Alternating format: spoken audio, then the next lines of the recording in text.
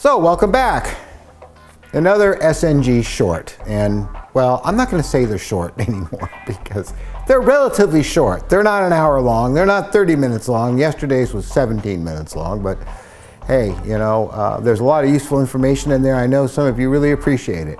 For those of you that skipped through it, you're missing stuff. If you're really trying to learn about this stuff or anything that I do here, then you're missing stuff by skipping ahead. But you know, I'm guilty of doing it myself sometimes because time. I have a great cup of tea here. I got a mask here to paint. I've mixed up some paints for it, and I'll show you what I use. I owe all this to Rob Berman, the famous Rob Berman. Fantastic artist, nice friend. And when I was, you know, looking for a different paint to use, because I've been using rubber cement paint, which is really pretty nasty stuff, but it works great on rubber. I'm not going to tell you about it because I don't want you to use it. Because this, although it's about $39 for this little bottle, this water-based fast bond contact adhesive is what Rob told me about. It's water soluble, you don't thin it, you just put in universal water-based colorants in it, and you make the color you want, and you airbrush it on. Now it does have a tendency to gum up your brush. No big deal. Between colors, take your brush, if it does that, and squirt some Goo Gone in it and clean it out real quick and put it back in operation. This stuff cleans out really well with Goo Gone or soapy water even. So, but if it's stuck, if it's become glue, the Goo Gone releases it fine. I'll show it to you again. This is the best paint that I've used, and I've used everything on latex. Thank you, Rob Berman. I'm back. So let's paint this. Okay, so the first thing I do is fill up one of these bottles here. And one of these folds to the top. If I get it all on the mask, is about the right amount of paint. And this is the base coat, which is brownish red, which this character has always been. So let me move my tea because I don't want to get that stuff in it.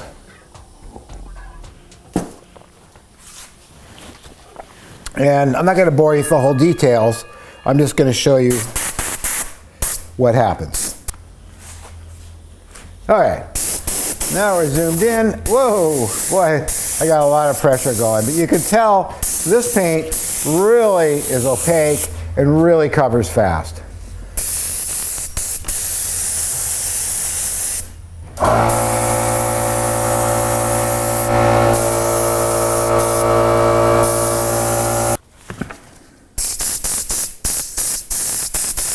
You can see the airbrush still really isn't that clogged up, and I've got a base coat on, and now it's running a bit, which bugs me, but there it is. But all we need is that base coat on there. And what we're going to do from this point out is wait for it to dry, and then we're going to go over it with the shading colors and paint the eyes and all that. So we'll move on to the Chameleon Bust while we wait for this to set up. Okay, so now we're moving on to the Chameleon Bust. Checking my batteries, I'm fine. Before the airbrush clogs up,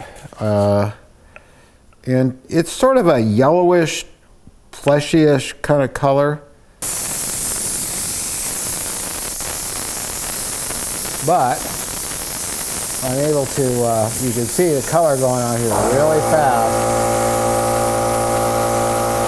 It's beautiful.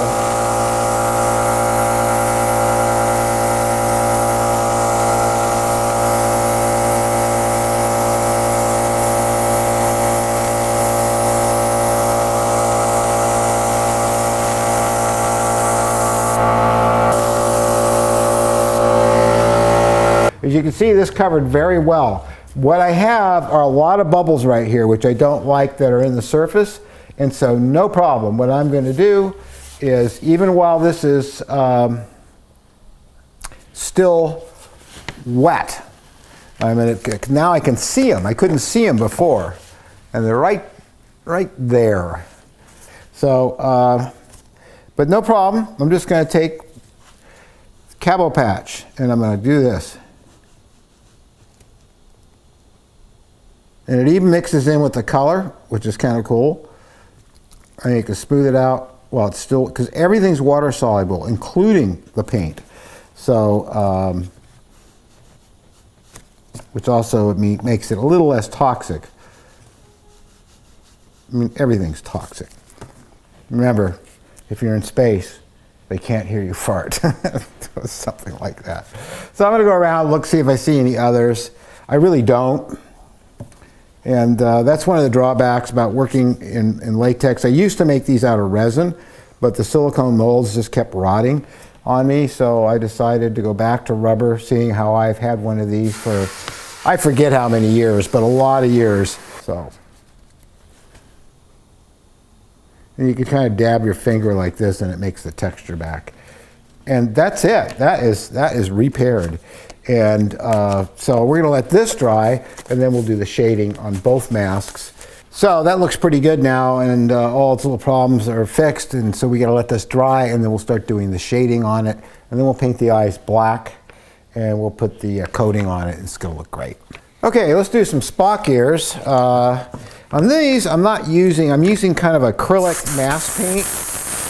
Reason I'm using it, because these will not do anything but sit behind a piece of glass in a museum.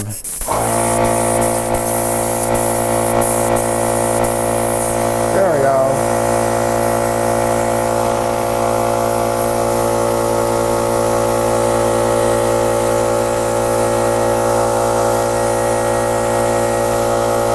So we'll let that dry for a few minutes and then we'll get the shading on. So everything's got its base coat on it and it's ready for shading.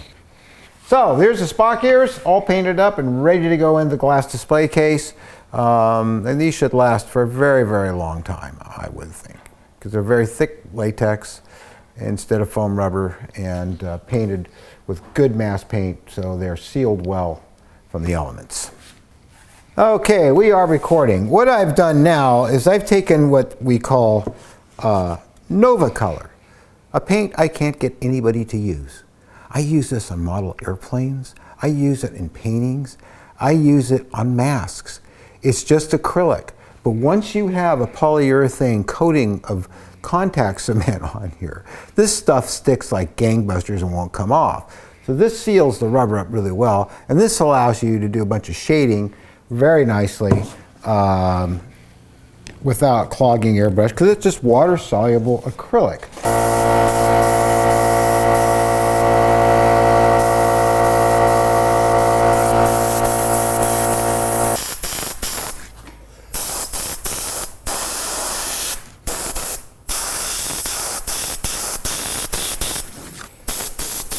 Still, the base coat is still a little bit on the dark, not dark side, wet side. But you can see what a lovely job it does of shading this mask. Pretty much it does not clog, it says knowingly.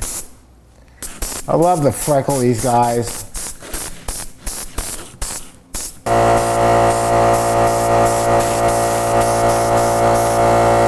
There we go. And I'm going to keep shading.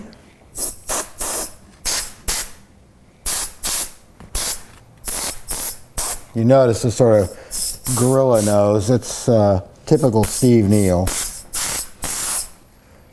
I love the grade 8s. Yeah, this contact cement works so well that it literally will stick. Anything will stick to it. Now you see how the seams don't hardly show anymore. We will put some red in it next. Okay, what I want to do next is put just a tiny hint of a red around the eyes, right up in here.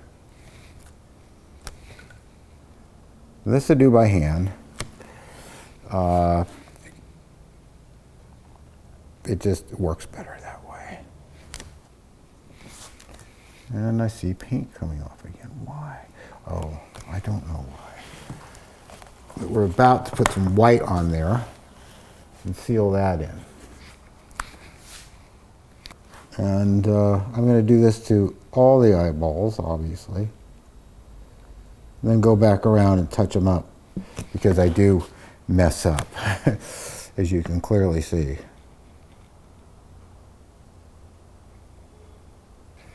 So moving right along, it's time to do the basic eye color, just sort of a light blue.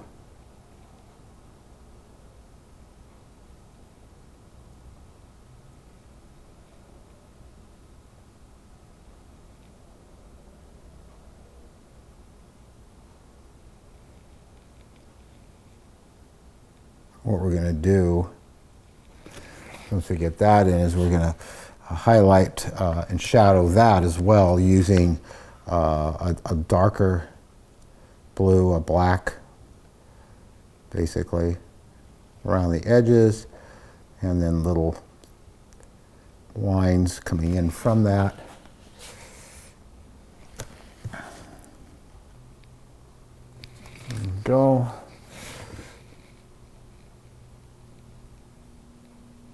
Trying to smooth it a bit. Okay, so that's the light blue, and now what I need to do is clean this brush and do the black. So now the black, and that can be tricky. It's all tricky.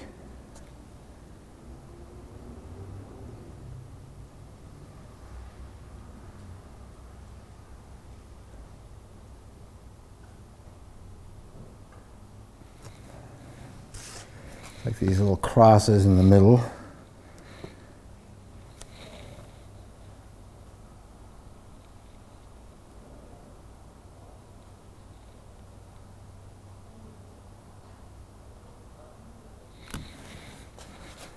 To start.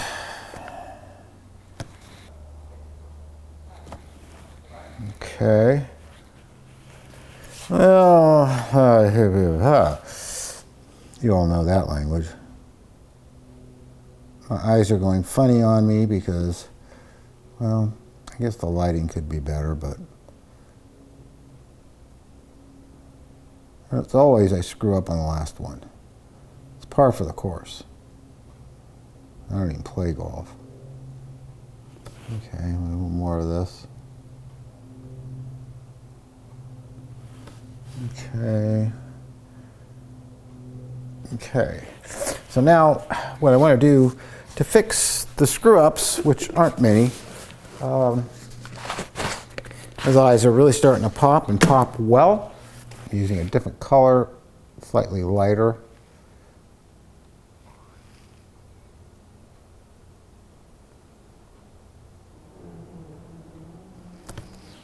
A little too light.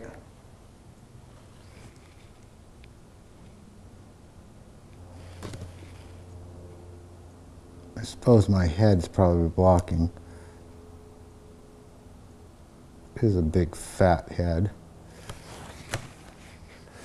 Okay. So now what I need to do is do a little more cleanup still to make it something I like. Well, it looks pretty good.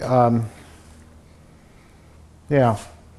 I'll let that dry somewhat, and then I'm going to go back in again with a little bit of white towards the pupils.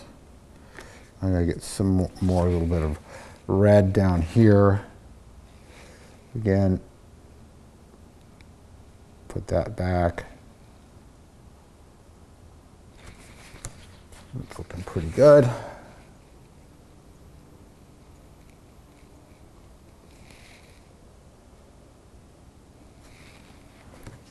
Good. There. So the eyes are starting to pop pretty well. I need to let them dry a little bit, and then I use a felt pen to clear up the rest of it. They work really well because you can fine tune it. Yeah, it looks pretty good. So these eyes are looking really nice. And I'll do a little more tidying up on them with a Sharpie, but it really looks pretty cool. So we're going to move on and shade and paint the eyes on the Chameleon Bust next.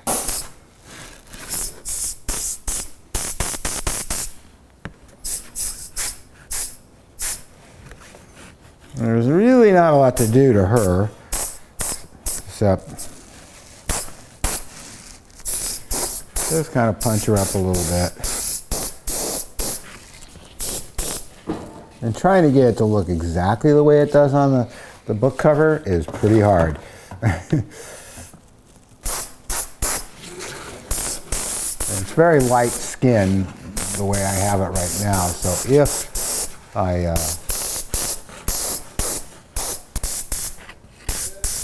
just saw the date on it, 2011, so the mold's pretty old.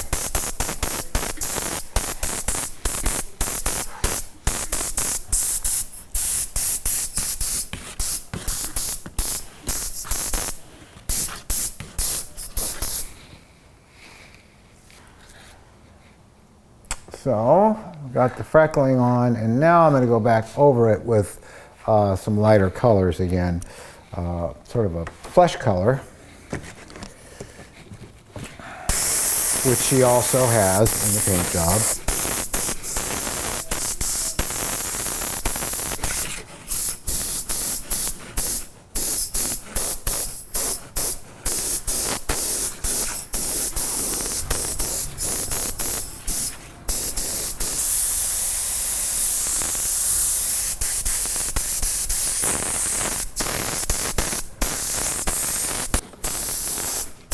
It's a really hard one to paint.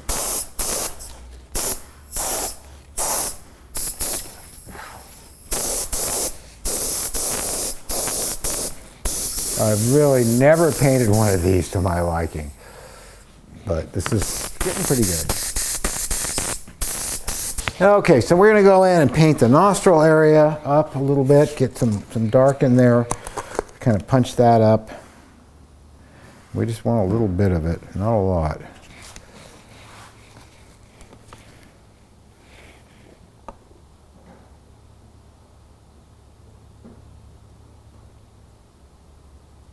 Like that, and smear it. Okay. Really pops that out. So, okay, well, I think now the thing to do is to put the black in the eyes. So now we paint the eyes.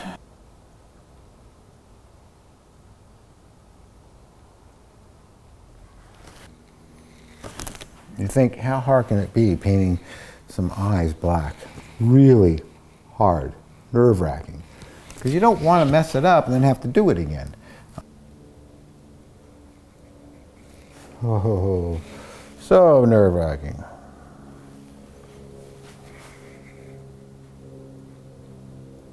I gotta glaze these eyes. So what I'm gonna use is 5-minute epoxy. Yes, 5-minute epoxy, 2 parts, mix it together. You got 5 minutes to work with it, which is why, in general, with the Chameleon Bust, I'll only do one eye at a time. I'm mixing this stuff right now. So, to keep from having the stuff go off on me too quickly, I do one eye at a time with the I'm mixing the 2 parts together, okay, with the Chameleon Bust. Because you want it to self-level and flow.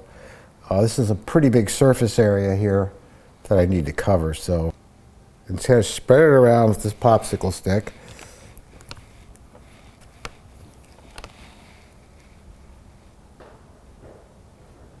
I think I can just squeeze enough out of there. If you drip it on the creature itself, don't worry. Wipe it off your finger. So now I'm going to take a popsicle stick. I mean, not popsicle stick. Popsicle sticks are a wonder product for doing what we do for a living. That's just about it.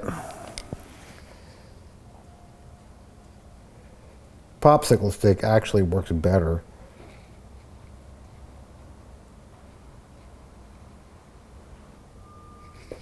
You just want it to flow which it's doing. And you can see it's getting very smooth. But you can also see why you only want to do one of these at a time. Okay, so I got the glazing on this eye, and I'm just kind of holding it upside down while it runs. And I want gravity to work for it, for us. Well, that looks pretty darn good. So I'm still rotating this, still checking the reservoir, and you can see it's getting kind of stringy, kind of thick, which means that very shortly it's going to go off and it's not going to run anymore. And so it'll stay nice and even. It's very important when you do that. Now you can really look, it's getting hot even. I can feel it heating up. You can see that is not there. That is not going to run anymore. What do we got here? We've got one completed Chameleon alien bust. So we got our Chameleon bust, our Seymour, and our Spock ears, which actually could use a little bit of fixative on them because they're awful dry looking. I like to use this stuff. It's for artists. It's supposed to seal paint in and stuff, and it isn't exactly terribly flexible, but it is some kind of acrylic base, and it seems to work really well in mass, and it gives it luster. And I put some on, and you can see it has a little bit of a shine to it, which will dull down in a minute when it dries, but just makes it nice. So, same thing, we're just going to glaze them up really nice. Scoop it up, let it run. Okay, there comes the fourth eye. Really hard to do with one hand, but I don't want to lay this down in that dirty work paper there because it may have some paint that would transfer to my good paint job, and I don't want that. Now, he's starting to cry, so I'm going to take off some with my finger, and it is starting to go off a little bit already, so I'm going to put some of the excess into the nostrils, which gives a nice effect, and it kind of makes them wet. And then I'm going to take some more of this excess that I have here and put it around the mouth area. Makes it look like he's been, you know, drooling. That kind of thing. And then I had a fly right into some of the goo. Help me! You know I had to do that. So yeah, this is looking terrific. So you can see how nice that all looks now. And the eyes they're not just painted, they actually have life to them and shine. So that's how we paint stuff. Now you've seen that. You've seen the whole process. You saw the rubber being poured, you saw the rubber coming out of the mold, you saw the rubber seams being ground off, all kinds of bad stuff in the mold being fixed. And you saw glazing eyes, painting eyes, different paints, yada, yada, yada, yada. Now you know how to do this, right? You just, you know, now all you got to do is know how to sculpt these things, which I've shown in the past. But basically, you get a bunch of clay, you stick it on a life mask, and you sculpt it. Then you make a two-piece mold. And then you have the mold, and you can make the rubber. It's that easy, really. It gets even easier after you've been doing it for over 50 years. I think 51 years. God, it's just amazing. Anyway, I'm going to go fix a nose cone for an X15. Okay, so we got a lot of problems with this because the mold's old and I can see them and I don't like it. So I'm going to fix them. And what I'm going to do, I want to get this order out to the customer, so I'm going to just do what I would do if I got this kit from somebody and I said, well, gee, their molds aren't what they used to be, are they? But I can fix it, no big deal. Well, I can't assume everybody is going to be happy that way. I always am. I'm very forgiving of garage kits, but not everybody is. And so, and plus, you know, when I send out stuff, it's always clean. So I got rid of all the bubbles that were along this edge here, which are really horrible. because I want the putty that I'm going to use to stick well. I'm also going to put it on this flat board and stand it even to the bait, to the edge, and then you check to make sure it fits in there, and lo and behold, everything fits pretty well. I love this sound. You know it's fitting good when it goes pop like a champagne bottle. Well, this has way too much added to it on the edge, but that one's ready to go. This one just needs to be sanded up a little bit more. This red putty right here, Bondo Spot and Glazing Putty. Or actually glazing and spot putty. It's air cure. This stuff is great. It sands very, very well, and it clings to everything.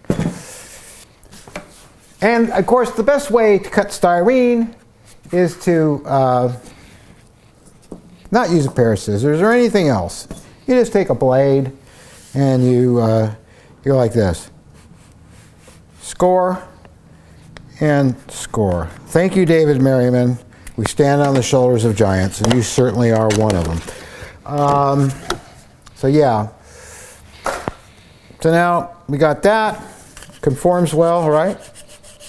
So we're going to take some of this nasty red putty. You know what? I don't like getting it all over my hands, so I'm going to put some gloves on it.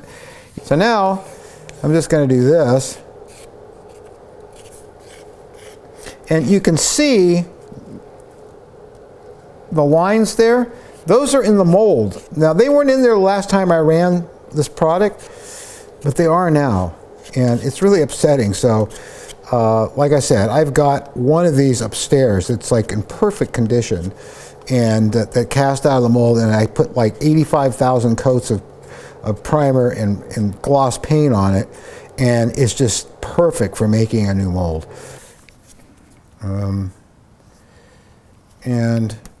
Because yeah, there's actually little indentations there for the windows, but they seem to be fine, so I don't need to get any putty on those.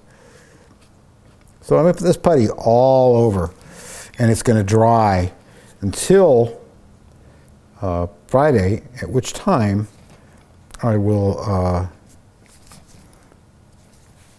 sand it, clean it all up, put a lot of primer on it, and you'll have a really good nose cone coating. Okay, well that's going to do it for us today. I hope you enjoyed the, once again, the SNG shorts.